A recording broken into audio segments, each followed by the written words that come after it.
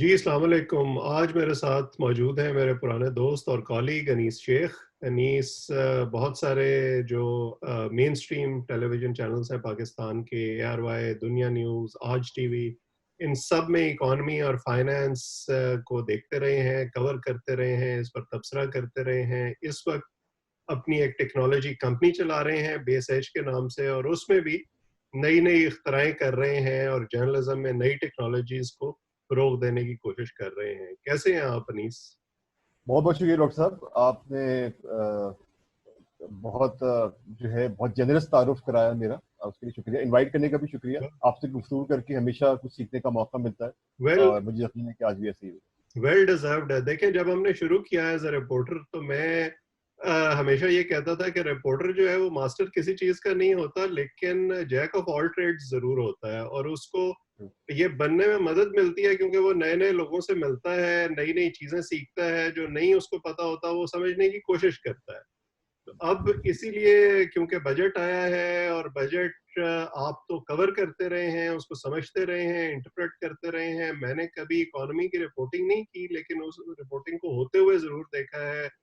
Numbers से कुछ sense बनाने की कोशिश ज़रूर की है। तो आज का मकसद यही है कि ये जो बजट अब आया है, इसको थोड़ा-सा आपसे समझने की कोशिश की जाए और लोगों को समझाने की कोशिश की जाए। अब जब मैं क्लास में जाता हूँ, अपने स्टूडेंट्स को पढ़ाता हूँ कि मुख्तलिफ जो बीट्स हैं उनकी रिपोर्टिंग कैसे की जाए, तो मैं उनसे यही कहता हूँ कि जब तक आप खुद उस हवाले से क्लैरिटी नहीं रखते, तो आप अपनी ऑडियंस को भी नहीं समझा सकते। So you are probably the best person, आपके एक्सपीरियंस को सामने रखते हुए, जिससे मैं थैंक यू सर। पूछूं। थैंक तो यू। आप जो आपका एक्सपीरियंस है इतने सालों का, और पाकिस्तान की तारीख अगर हम देखें, हर दफा जो है वो डेफिसिट का बजट होता है, हर दफा बजट पर एतराजात होते हैं, हर दफा जो है वो जो बिजनेस कम्युनिटी है वो नाराज होती है, उनको लगता है कि उनके लिए जो किया जाना चाहिए था वो नहीं किया गया।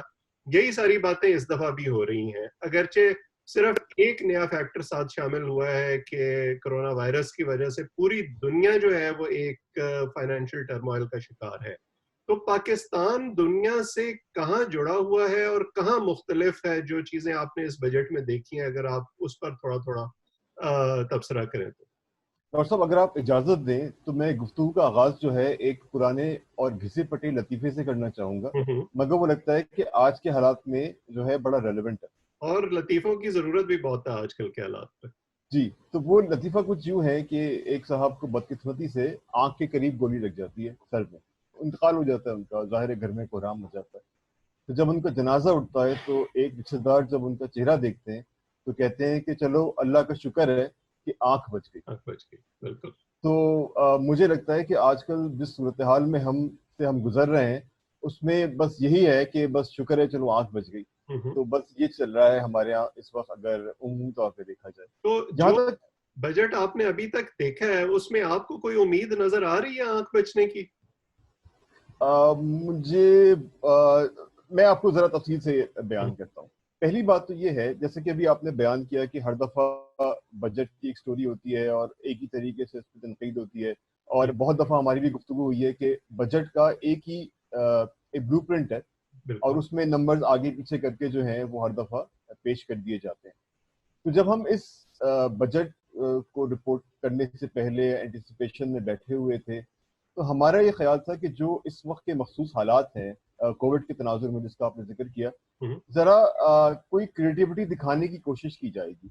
हम्म। इसमें जब हम देख रहे थे कि इकोनॉमिक सर्वे पेश किया जा रहा था, तो हफीज शेख साहब बहुत जिक्र कर रहे थे कि कोविड की वजह से ये हो गया, कोविड की वजह से वो हो गया, और ऐसा है और वैसा है। तो हमारा ख्याल था कि शायद बजट भी इस तरह से इसके असरात हों और उसमें हम कोई खास डायरेक्शन देखें, तब्दीली देखें।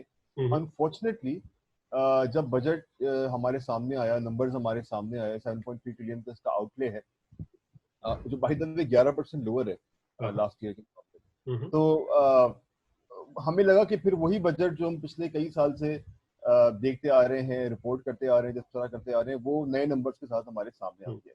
तो ये थोड़ी सी मायूस सूरत हाल हम्म। थी। इस बात को एंटिसिपेट करते हुए कहा भी गया कि ये कोविड से जो नुकसानात होंगे उसका तखमीना लगाना फिलहाल मुमकिन नहीं है, जिससे मैं एग्री भी करता हूँ।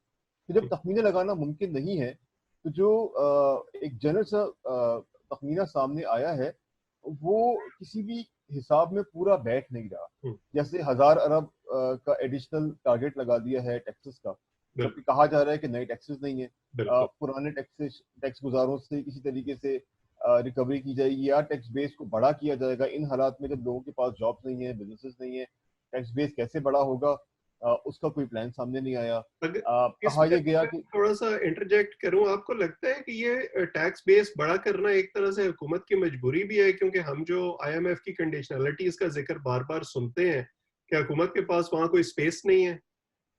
ये बात सही है। फिजिकल स्पेस डॉक्टर साहब हमारे पास वैसे भी, आपको याद हो किसी बजट में भी कि अगर नंबर्स देखें तो आपको बहुत महदूद नजर आती है, क्योंकि उसका एक बहुत बड़ा हिस्सा जो है वो आपकी जो फाइनेंसिंग होती है पिछले कर्जों की, उसमें चला जाता है। तो हम्म, जब आप डेट सर्विसिंग कर रहे हैं और उसमें इतना ज्यादा आप का पैसा जा रहा है, तो फिजिकल स्केल तो आपकी वैसे ही महदूद हम्म, होती है। हम्म। मगर ये बात भी हमें अगर हम पिछले 10 साल भी देख लें, 15 साल भी देख लें, हमने हर हुकूमत से सुनी है कि वो टैक्स बेस को ब्रॉड करेंगे। कुछ एम्बिशियस किस्म की अटेम्प्ट्स भी की गए, खासतौर पर मुशर्रफ साहब के दौर में फोर्सफुली भी कोशिश की गई ताजरों से टैक्स लेने की, उसमें भी कोई कामयाबी नहीं हुई। फिर पीएमएलएन ने जो एक तरीके से एक डिस्टिंक्शन करनी शुरू की कि फाइलर्स में और नॉन फाइलर्स में, वो किसी हद तक कामयाब हुई, लेकिन वो भी कंक्लूसिवली हम्म। टैक्स बेस बढ़ाने बहुत ज़्यादा कामयाब नहीं हुई। लेकिन अगर इस पॉलिसी को कंटिन्यू किया जाए, जो कि लग रहा है कि पीटीआई गवर्नमेंट कंटिन्यू करने की कोशिश कर रही है, डिस्क्रिमिनेट कर रहे हैं aggressively between filers and non filers, जो कि ठीक है। अच्छा, एक एक चीज इसी के साथ जुड़ी हुई है, फाइलिंग और नॉन फाइलिंग के साथ और रेवेन्यू कलेक्शन के साथ, तो वो है कंस्ट्रक्शन सेक्टर, जिसको अब हुकूमत खोलने की कोशिश कर रही है और उनका ख्याल है कि वहां से एक्टिविटी जनरेट की जा सकती है। वो एक्टिविटी जो है स्लो डाउन इसी वजह से हुई थी, क्योंकि फाइलर और नॉन फाइलर की डिस्टिंक्शन की गई थी, नए टैक्सेस लगाए गए थे। तो उसको जो है खत्म किए बगैर ये सेक्टर किस तरह से रिवाइव कर सकेगी हुकूमत? कुछ कुछ इस चीज की इंडिकेशन दी है उन्होंने? मुझे लग रहा है कि उसमें गवर्नमेंट के पास एक क्लियर डायरेक्शन है। हम्म, मैं क्लूलेस का लफ्ज इस्तेमाल नहीं करना चाह रहा, मगर यहाँ मजबूरी है। हम्म, सितंबर तक कहा गया है कि अगर आप इस सेक्टर में इन्वेस्टमेंट करेंगे तो आपसे पूछा नहीं जाएगा कि पैसा कहाँ से आया। ये hmm, it's like a mini ministry scheme. हम्म, तो अब जिन्होंने पैसा लगाना है वो भी होशियार हो गए हैं कि अगर सितंबर तक पैसा लगाएंगे तब तक तो कोई सितंबर के बाद भी पैसा लगाना पड़ सकता है। बिल्कुल। अगर आप कंस्ट्रक्शन में जाते हैं, एक नॉर्मल कंस्ट्रक्शन जो प्रोजेक्ट होता है, छोटा भी होगा, तो साल से कम का क्या होगा। तो अगर आप कहते हैं कि सारा पैसा सितंबर तक लग जाए, तो ये मुमकिन नहीं है। तो यानी कि सितंबर के बाद जो आप खर्चा करेंगे वो फिर बुक में आना शुरू हो जाएगा। तो जो लोग इस बात को समझते हैं वो इसको जरा शक की निगाह से देख रहे हैं। और अगर दूसरी आप बात यह है कि जी जी, अगर आप हिस्टोरिकली देखें तो जितनी रैली जो रियल स्टेट सेक्टर में थी, वो सारी जो है वो सट्टाबाजों की वजह से थी, जो खुद कोई चीज नहीं बना रहे थे, वो फाइलें घुमा रहे थे और उससे पैसे बना रहे थे। अगर कोई जेन्युइन बायर मार्केट में था तो वो तो पहले भी अपने लिए घर बना रहा था या प्लॉट ले रहा था, वो शायद अब भी ले लेगा, लेकिन वो बहुत थोड़ा फ्रैक्शन होगा उस ओवरऑल सेक्टर का जो उस सट्टाबाजी की वजह से पैसे बना रहा था, और अब उन्होंने हाथ रोक लिया है। इसमें डॉक्टर साहब अगर आप मुझे इजाजत दें तो मैं एक और कमेंट करना चाहूंगा, जो मेरी राय है, हम्म, जो जरूरी नहीं है कि लोग इससे इत्तेफाक करें। मैं ये समझता हूँ, एक इस जरा सा मैं इस बहस से साइड लाइन हो रहा हूँ हम्म, कि पाकिस्तान में ये जो रुझान है रियल स्टेट में इन्वेस्टमेंट करने का, और जो आपने लफ्ज इस्तेमाल किया सट्टेबाजी करने का, ये मेरे ख्याल है हमारी मईशत के लिए पिछले कई साल से, डेकेड से काउंटर प्रोडक्टिव साबित हो रहा है। ठीक है, आई एग्री। उसकी रीजन ये है कि हमारा बहुत सारा जो वैल्यूबल इन्वेस्टमेंट पोटेंशियल होता है, वो सेफ समझ के प्लॉटों में, घरों में या रियल स्टेट में उमूमन चला जाता है, जिसकी वजह से वो जैसे कहते हैं ना कि वो गोला घूमता रहता है, जो हमारी जबान में कहते हैं, और वो पैसे बनते रहते हैं, और आपकी इन्वेस्टमेंट का जो रिक्वायरमेंट होती है बढ़ती जाती है। तो पैसा जो है वो शिफ्ट होकर रियल स्टेट पे चला जाता है। वो पैसा जो है नई कंपनियों में ही लग पाता, टेक्नोलॉजी का रिसर्च में ही लग पाता, दीगर मार्केट की मैन्युफैक्चरिंग कंसर्न उसमें ही लग पाता। तो हम आहिस्ता आहिस्ता, कुछ लोग जिनके पास पैसा पैसा तो बना लेते हैं, लोकल कंजम्पशन भी थोड़ी सी हमें नजर आ जाती है, मगर इसेंशली हमारी जो compete करने की सलाहियत है दुनिया से, वो आहिस्ता आहिस्ता इससे कम हो रही है। तो एक इकोनॉमी मेरा को ये पॉइंट है इकोनॉमी को जो, उसमें से फायदा नहीं होता। तो मैं ये समझता हूँ कि लॉन्ग टर्म में ये काउंटर प्रोडक्टिव ठीक है। है। शॉर्ट टर्म मेजर्स बहुत सारे लिए जा सकते हैं, मुझे कोई बहुत ज्यादा खिलाफ नहीं है कि आप इकोनॉमी रिवाइव करने के लिए जो बड़ा आसान तरीका है कि आप इस्तेमाल करें रियल एस्टेट सेक्टर को, कंस्ट्रक्शन सेक्टर को। लेकिन इसमें भी जैसे मैंने कहा कि क्लैरिटी का फुकदान नजर आ रहा है। और दूसरी बात डॉक्टर साहब ये है कि इस वक्त बाजार में बायर है नहीं। हम्म, उसकी दो वजूहत हैं। एक तो ये कि लोग बहुत मोहतात हैं, आगे चल के क्या होगा, तो उन्होंने अपना पैसा सेव करने को बिल्कुल। प्रेफरेंस दे दी है। दूसरी बात ये कि एक जो हिट लगी है रियल एस्टेट मार्केट को, तो बहुत सारे लोगों ने जो इन्वेस्टमेंट कर रखी है बहुत हायर लेवल्स पे कर हम्म, रखी है। हम्म, तो वो जो हायर लेवल्स पे कर रखी है वो इस वक्त अगर तोड़ेंगे तो उनको नुकसान होगा कैपिटल गेन की शक्ल में। वो इस वक्त तैयार नहीं है कि वो जो है जो हमारी जबान में कहते हैं माल छोड़ें, हम्म, जिसकी वजह से कुछ स्टैग्नेंट नजर आ रही है रियल एस्टेट। हम्म। और चल जाए तो बहुत अच्छी बात है, लेकिन मुझे लग रहा है कि जो स्टिमुलस है वो उसमें इतना पोटेंशियल नहीं है कि इसको कंक्लूसिवली पुश कर सके। और हुकूमत भी शायद जो है उसको उस तरह से बैंक रोल नहीं कर सकेगी, क्योंकि हुकूमत के पास भी बड़े प्रोजेक्ट शुरू करने के लिए पीएसडीपी में इतनी जो है शायद स्पेस ना हो। मेरा तो ख्याल है कि पीएसडी जो है 650 बिलियन की हम बात कर रहे हैं, वो हमने बहुत दफा कटते हुए देखा है। हम्म, और क्योंकि अभी अपने मुंह से माना जा रहा है, और बात सही भी है कि अब पता ही नहीं है कि अगले 2 क्वार्टर्स में क्या होगा। हम्म, तो मुझे लग रहा है कि पीएसडीपी के इस्तेमाल में अगले 2 क्वार्टर्स में तो बहुत कंजूसी की जाएगी, जस्ट इन केस कि पैसा डाइवर्ट आपको करना पड़े जो आपका मेन फिजिकल ऑपरेशन है।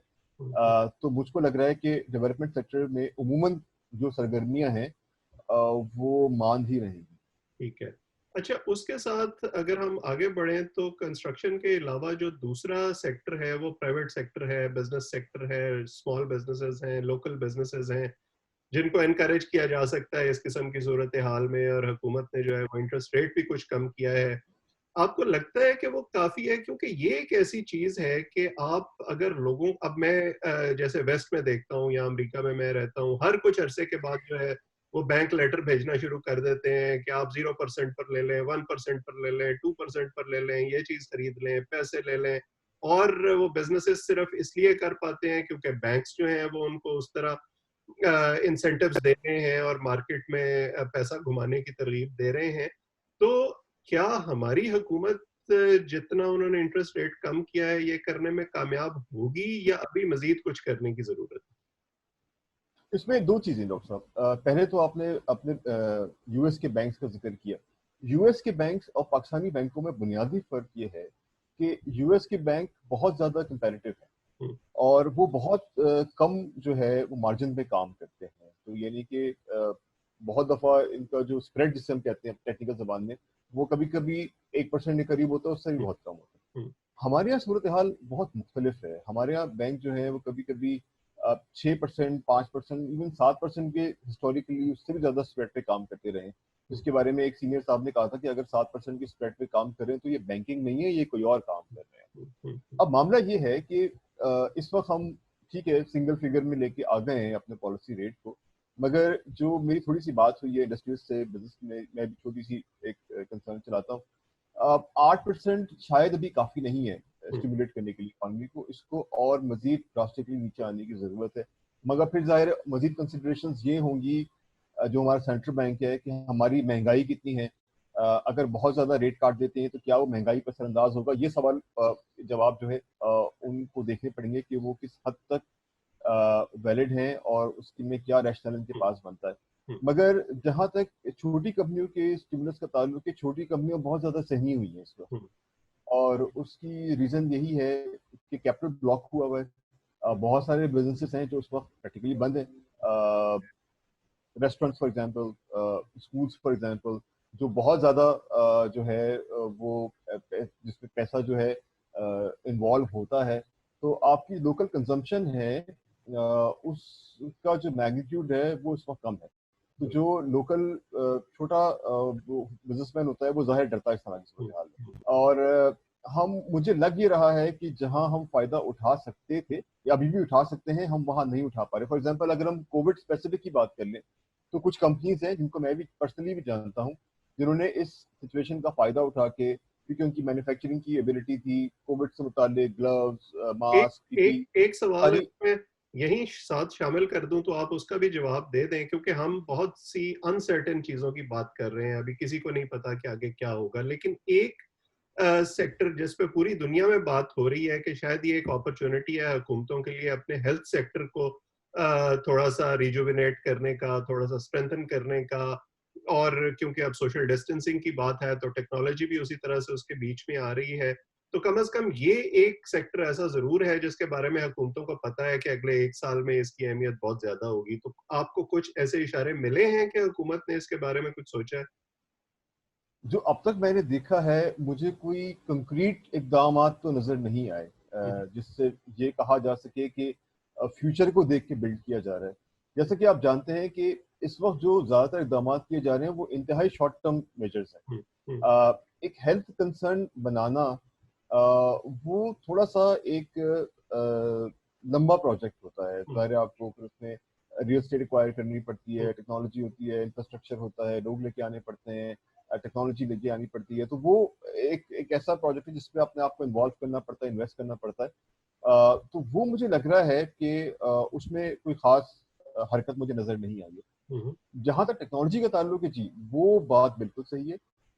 टेक्नोलॉजी आपको जो है इस सूरत हाल में बचा सकती है। टेक्नोलॉजी कंपनीज जो है, और पाकिस्तान में टेक्नोलॉजी कंपनी इस वक्त एक्टिव नजर भी आ रही है, जिनका कोई प्रोडक्ट है या कोई सर्विस है, वो एक्सपोर्ट करने की कोशिश कर रहे हैं, लोकली चलाने की कोशिश कर रहे हैं। तो ये जरूर हो रहा है किसी न किसी लेवल के ऊपर। और अगर इनको स्टिमुलस देने की कोशिश की जाती तो शायद रिजल्ट्स जो है वो बेहतर आते। लेकिन मेरा ख्याल है कि इस हवाले से तो कोई मुशावरत भी नहीं की गई हम्म, कि जो टेक्नोलॉजी कंसर्न्स हैं वो किस तरीके से इस वक्त मदद कर सकते हैं, हम्म। या वो इकॉनमी को रिवाइव करने में अपना रोल प्ले कर सकते हैं। कोई खास मुशावरत नहीं की गई, और अभी भी की जा सकती है। ये हो सकता है कि ये जो छोटी या मीडियम स्केल की जो टेक्नोलॉजी कंपनीज हैं वो एक अहम रोल प्ले कर दें। मेरा ख्याल अलबत्ता ये है कि जिस चीज से इस वक्त दुनिया भर का इन्वेस्टर डरा हुआ है, पाकिस्तान का इन्वेस्टर भी डरा हुआ है, वो जैसे कि आपने फरमाया अनसर्टनिटी है।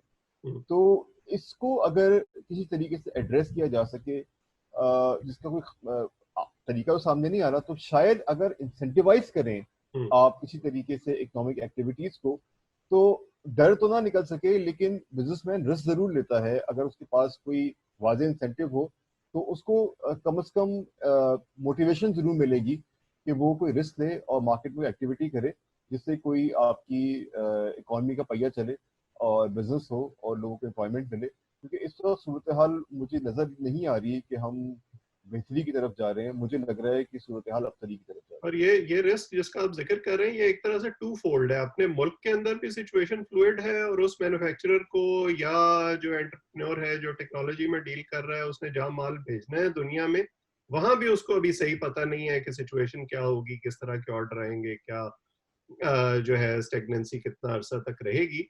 अच्छा, दूसरा दो दूसरे बड़े सेक्टर्स हैं जो जो इनकम जनरेटिंग है एक तरह से, उसमें इंडस्ट्री के अलावा है सर्विसेज सेक्टर। अब हमें यह नजर आ रहा है कि अगला साल तो कम से कम जो है ट्रैवलिंग भी कम रहेगी, होटलिंग भी कम रहेगी। जो सर्विस सेक्टर है उस पर स्लो डाउन रहेगा फॉर द फोर्सिएबल फ्यूचर।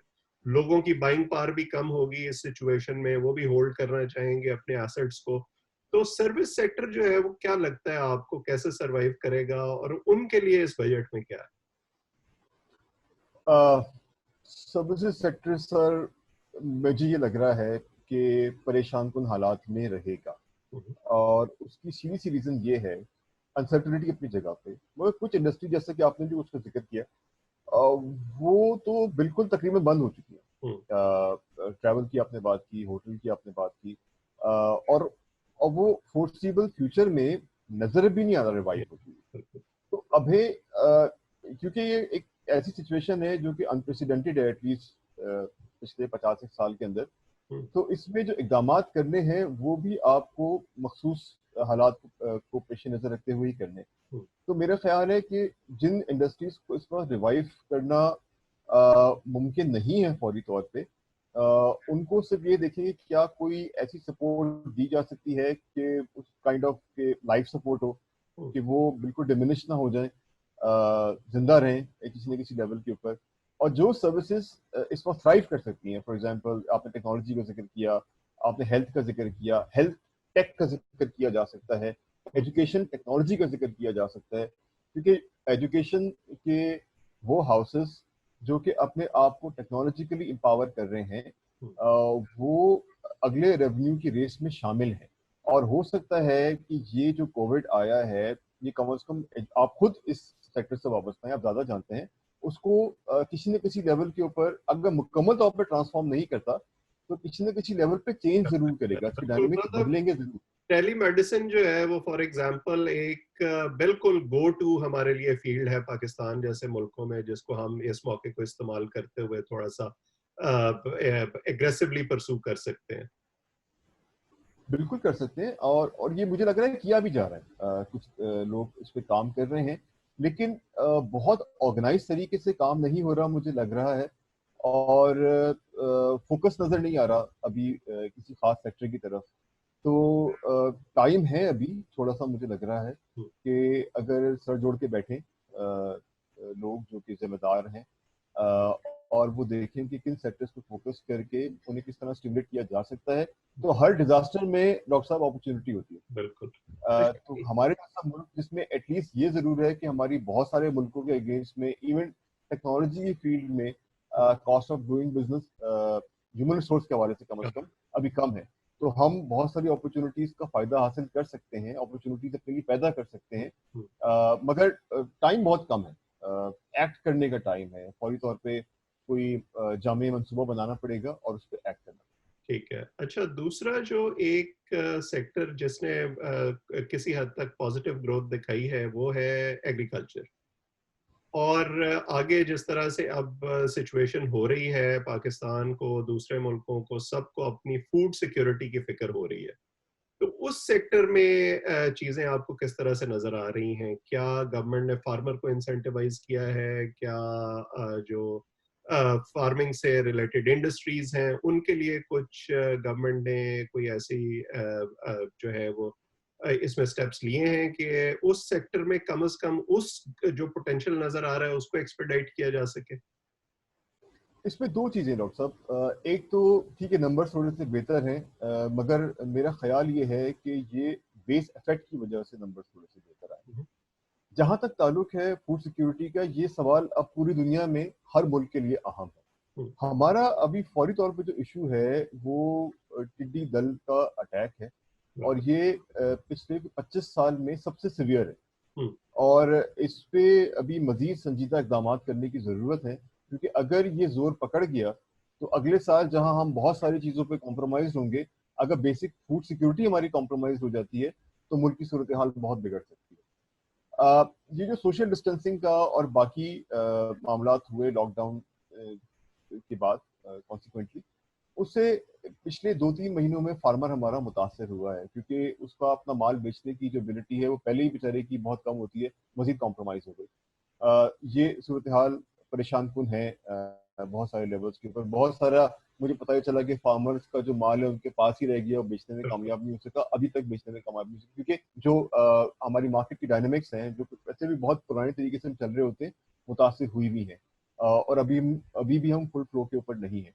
हम्म। तो इसके अंदर भी किसी तरीके से हमें देखना है कि अगर आगे चल के सूरत हाल यही रहती है, और जो कंसर्न्स अभी आ रहे हैं वायरस के हवाले से, और जो उसकी इन्फेक्शन के डेटा सामने आ रहा है, कुछ जो कि सरकारी है और कुछ जो कि सिर्फ प्रोजेक्शंस हैं, वो बहुत खौफनाक हैं। हम्म। तो अगर वो मटीरियलाइज हो जाते हैं तो जो हमारी ट्रांसपोर्टेशन है और जो कम्युनिकेशन है वो बहुत ज़्यादा मुतासर होगी, हम्म। और ये सब्सिक्वेंटली आगे चल के हमारी एग्रीकल्चर को और फूड को भी मुतासर कर सकेगी। तो बेसिकली ये बड़ा अहम सवाल है, और बड़ा जो है इम्पोर्टेंट टाइम है ये इस हवाले से डिसीजन लेने का। और इस पे भी जैसे मैंने कहा कि डिसीजन जल्दी लेना पड़ेगा, क्योंकि ये बिल्कुल बेसिक सी चीज़ है। अगर आपकी फूड सिक्योरिटी कॉम्प्रोमाइज होती है बिल्कुल। तो फिर सूरत हाल बहुत महदूद हो सकती है। इवन जैसे आपने ट्रांसपोर्टेशन का जिक्र किया, यहाँ अमेरिका में हमने देखा कि बहुत बड़े बड़े फार्म्स पर जो है वो लोगों ने दूध ज़ाया कर दिया, अंडे ज़ाया कर दिए, गोश्त ज़ाया कर दिया, क्योंकि उनके पास जो है वो लॉकडाउन की वजह से या बायर नहीं था, या वो उसको उस तरह से प्रिजर्व नहीं कर पाए। तो हमारे मुल्क में जहाँ मैकेनाइज्ड फार्मिंग जो है वो उतनी ज्यादा उस तरह से वैसे ही प्रैक्टिस नहीं होती, तो हमें तो और स्टेप्स इस हवाले से लेने पड़ेंगे ताकि उनको प्रोटेक्ट किया जा सके। अच्छा, जो दो चीजें जिनका हम पिछले साल में बहुत जिक्र सुनते रहे हैं, हुकूमत क्रेडिट लेती रही है, एक है करंट अकाउंट डेफिसिट में कमी और दूसरा है फॉरेन डायरेक्ट इन्वेस्टमेंट। आपको लगता है कि मैं आपको अपनी जो एक नॉन इकोनॉमिस्ट की थ्योरी है मैं वो बता देता हूँ, और फिर आप थोड़ा सा ये बताएं कि क्या वाकई ये खदशात दुरुस्त थे, और जो है क्या हमें उसका फायदा हुआ या नुकसान हुआ। मेरा ख्याल ये है कि करंट अकाउंट डेफिसिट जो है, अगर आपका रॉ मटेरियल नहीं आ रहा और आपकी इंपोर्ट्स कम हो गई हैं, तो उसका उस डेफिसिट को कम करने में तो शायद मदद मिली, लेकिन उसका बाय प्रोडक्ट ये हुआ कि हमारी इंडस्ट्री जो है वो स्लो डाउन हो गई, उसकी ग्रोथ जो है वो नेगेटिव में चली गई। इसी तरह जो फॉरेन डायरेक्ट इन्वेस्टमेंट है वो जो हॉट मनी गवर्नमेंट परसू कर रही थी, वो जैसे ही ये क्राइसिस आया तो फ्लाइट ऑफ कैपिटल हो गया, और हमारे जो खजाना है उस पर अब प्रेशर आएगा, इनके पास जो स्पेस होनी चाहिए थी वो नहीं होगी। तो इस नेगेटिव ग्रोथ का क्या मतलब है, ये स्टेप्स जो हैं ये कितने अच्छे या बुरे थे, थोड़ी सी बात अगर आप इसके बारे में करें। ये बहुत अहम टॉपिक है। आपने जहाँ जिक्र किया करंट अकाउंट खसारे या हम सरप्लस की, जो अभी नहीं हुआ बहरहाल, तो करंट अकाउंट डेफिसिट का मामला डॉक्टर साहब यूँ है कि ये एक इंडिकेटर है जो बहुत तवातुर से हम देखते हैं कि कोट किया जा रहा है, जिसपे हुकूमत का ये कहना है और सही है कि इसमें इनकी परफॉर्मेंस ठीक है। अनफॉर्चुनेटली जब हम इकोनॉमी की बात करते हैं तो there is not just single side to it, इसके बहुत सारे डायमेंशंस हो सकते हैं किसी भी एक फैक्टर के या किसी भी एक इंडिकेटर के। जहां तक करंट अकाउंट डेफिसिट का ताल्लुक, अपनी ऑब्जर्वेशन बिल्कुल ठीक है कि अगर आप इंपोर्ट्स को कर्व कर देते हैं तो उसमें बहुत सारा रॉ मटेरियल और बहुत सारी ऐसा एक सेट जो है अशिया का जो कि आपकी इकोनॉमी को स्टिमुलेट करने में मददगार साबित हो सकता है, वो भी रुक जाता है। अब अगर बहुत सारा माल नहीं आ रहा हमारे पास, तो वो माल फिर मार्केट में बिक भी नहीं रहा, सब्सिक्वेंटली आपके पास उसका सेल्स टैक्स भी नहीं आ रहा, और जो ताजिर वो पैसे कमा रहा था वो भी आपको टैक्स नहीं दे रहा, जिसकी वजह से जो असरअंदाज आप पे चीज होगी वो आपका जीडीपी असरअंदाज होगा। अगर आप इसको लॉन्ग टर्म व्यू में देखें, बहरहाल एक अगर हम एक तय कर लें कि हमारी हिकमत अमली ये है, जो आज से कई साल पहले कई मुल्कों ने इस तरह की हिकमत अमली अपनाई, तो शुरू में नुकसान भी होता है उसका, कि आपने बहुत सारी चीजें इंपोर्ट करनी नहीं है और आप इंपोर्ट सब्स्टिट्यूशन के तौर पे जो आपकी लोकल इंडस्ट्री है उसको इनकरेज करेंगे। मैं एग्जांपल दे रहा हूँ खाली, कि आप कहते हैं जी हमने गाड़ियां इंपोर्ट नहीं करनी, आप कहते हैं कि लोकल इंडस्ट्री गाड़ी बनाएगी, हम वही गाड़ी देंगे, चाहे वो लूली लंगड़ी गाड़ी हो, वो हर महीने खराब हो जाए, कुछ भी हो, लेकिन हमने वही गाड़ी चलानी कि 20 साल में हम अपनी इंडस्ट्री बना लेंगे। ये तो शायद हमें 70-80s में कर लेना चाहिए था, अगर ये करना था। It's never too late. अगर ये हमारी डायरेक्शन है तो ये काम किया जा सकता है। अनफॉर्चुनेटली मुझे लग रहा है कि हमने इंपोर्ट्स को कर्व करने की तरफ तवज्जो थोड़ी सी दी जरूर, उसमें कामयाबी भी हासिल हुई है। जो मैं नंबर्स पढ़ा था, 17% तक इंपोर्ट्स आपकी कम हुई है, विच इज वेरी गुड। मगर क्या वो जो इंपोर्ट्स नहीं आ रही और सब्सिक्वेंटली उसकी सेल नहीं हो रही, या वो मैन्युफैक्चरिंग में एम्प्लॉय नहीं हो रही, तो उस पर जो आपके पास टैक्स आना था वो आपका मुतासर हो रहा है, जो आपके टैक्स नंबर्स में नजर आ रहा है। जब आपका जीडीपी एज अ कॉन्सिक्वेंस कम होता है या नेगेटिव में चला जाता है, तो आपका जो बैरूनी सरमायादार या सरमायाकार होता है वो इसको बहुत ज़्यादा अप्रिशिएट नहीं करता। वो ये देखता है कि एक ग्रोइंग इकोनॉमी है, तो उसको ये पता होता है कि मैं यहाँ पैसा लगाऊंगा तो वो इतना ग्रो करेगा। आपकी इकोनॉमी अगर माइनस में जा रही है या ग्रो नहीं कर रही है, स्टैग्नेंट है, तो फिर सरमायाकार जो है वो 100 दफा सोचेगा कि मैं ये पैसा लगाता हूँ तो मुझे उसका रिटर्न क्या होगा। जहां तक आपने वो हॉट मनी की बात की है, मुझे भी कुछ ऐसा ही शक है। अगले 2-3 महीनों के नंबर्स आने दें एफडीआई के, वो शायद सूरत हाल क्लियर करेंगे कि ये जो पैसा लगा था वो कितनी देर तक के लिए पाकिस्तान में लगा था, और अगर ये अब निकलना शुरू हो गया है तो किस रफ्तार से निकल रहा है। ये अगले एक मेरे ख्याल क्वार्टर में, 2 क्वार्टर में ये सूरत हाल वाज़ेह हो जाएगी। मगर ये बात यकीनी है कि अगर आपकी जीडीपी ग्रो नहीं कर रही है, माइनस में जा रही है, तो चाहे मुल्की सरमायाकार हो या गैर मुल्की सरमायाकार हो, वो इन्वेस्ट करने में बहुत ज़्यादा झिझक का मुजाहरा करेगा। और अनएम्प्लॉयमेंट भी ज़ाहिर है उसकी वजह से बढ़ेगी। अच्छा, मैं एक जो चीज़ आपसे समझना चाहता हूँ वो ये है कि आज की सूरत हाल तो हमें पता है, आईएमएफ, वर्ल्ड बैंक, पूरी दुनिया के जो फाइनेंशियल इंस्टीट्यूशंस हैं वो यही प्रोजेक्शन कर रहे हैं कि पूरी दुनिया में स्लो डाउन होगा, नेगेटिव ग्रोथ होगी।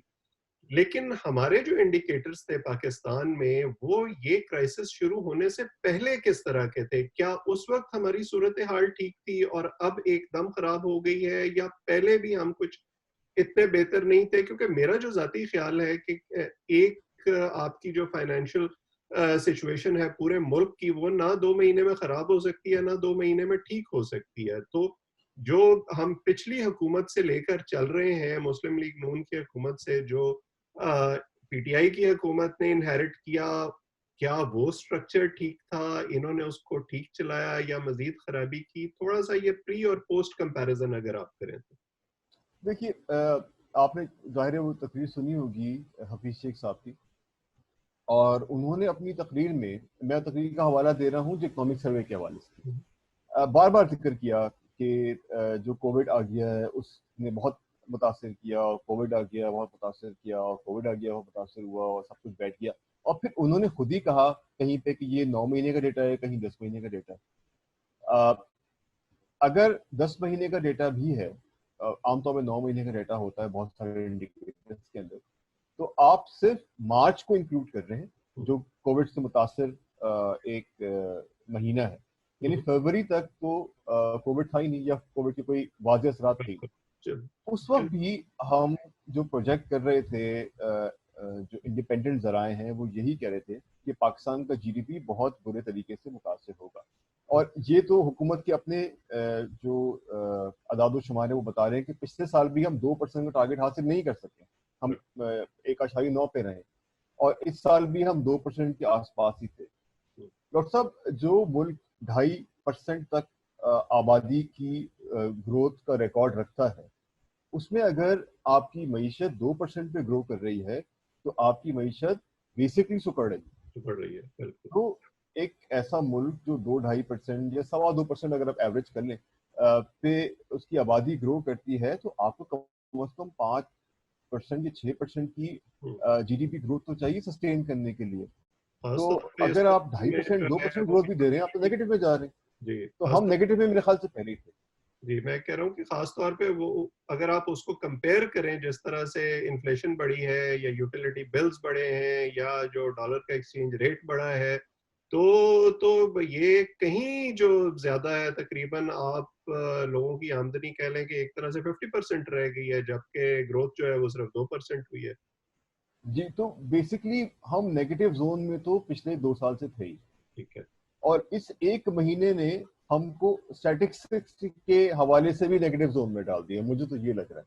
तो जैसे कि आपने महंगाई का जिक्र किया, मैंने इस बजट के दौरान में बहुत लोगों से on the record, of the record पूछने की कोशिश की कि आखिर इस महंगाई का ड्राइवर है क्या। जब इकोनॉमिक एक्टिविटी कोई खास नहीं है, हम ग्रो भी नहीं कर रहे, इंडस्ट्री हमारी नहीं चल रही, लोकल कंजम्पशन नहीं बढ़ रही हमारी, तो आखिर हमारे मुल्क में महंगाई फिर है क्यों?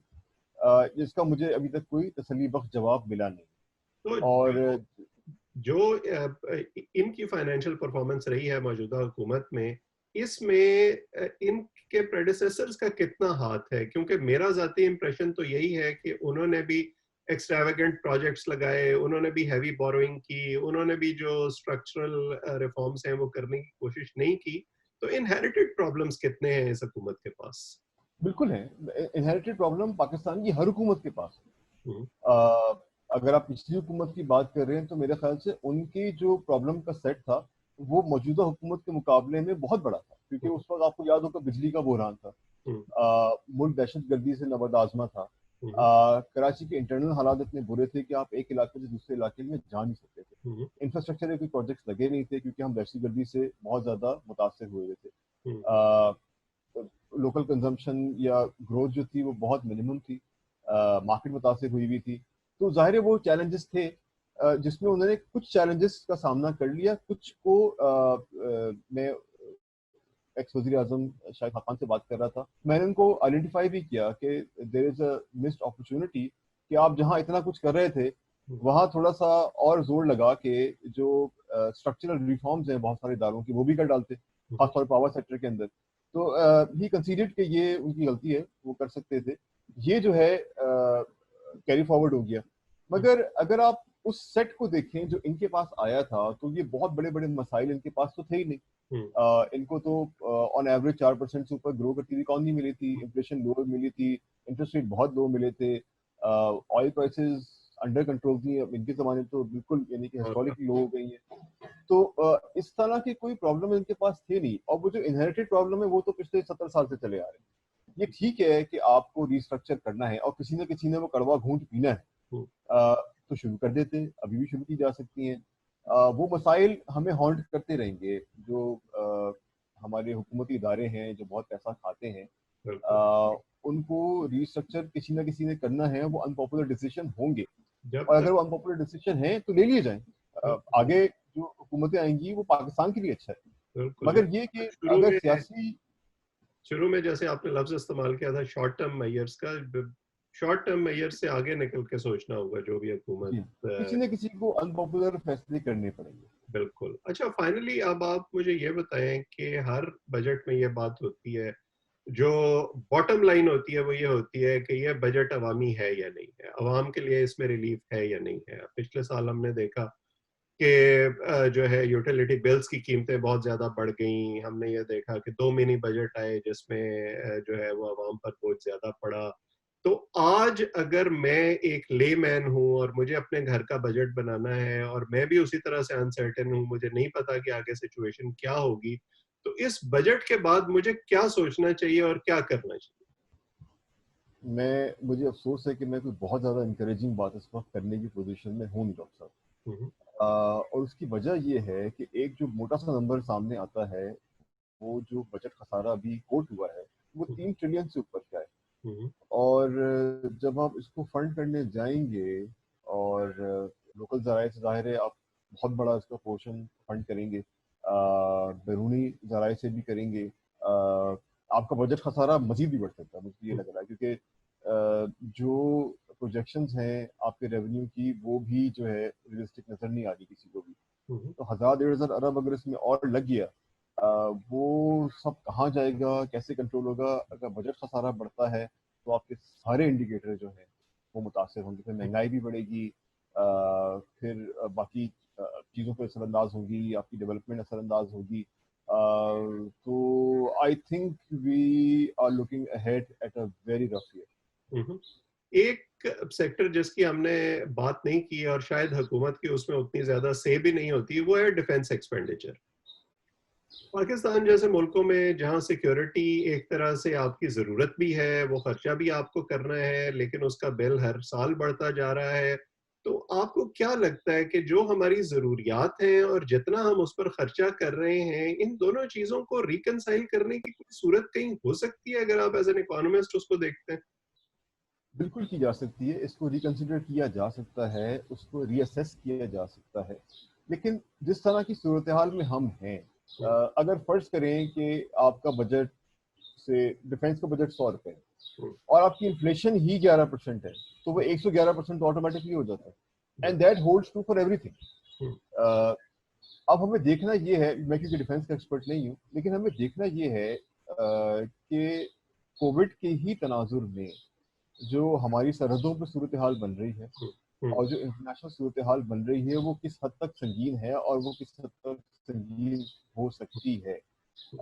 ये कोई जो आप जैसे जो लोग जो कि फॉरेन अफेयर्स को देखते हैं या जो डिफेंस के एक्सपर्ट होते हैं, वो उस पर सही राय दे सकते हैं कि अगर ये सूरत हाल वाकई मखदूश हो रही है फिर तो शायद आपके पास कोई चॉइस नहीं।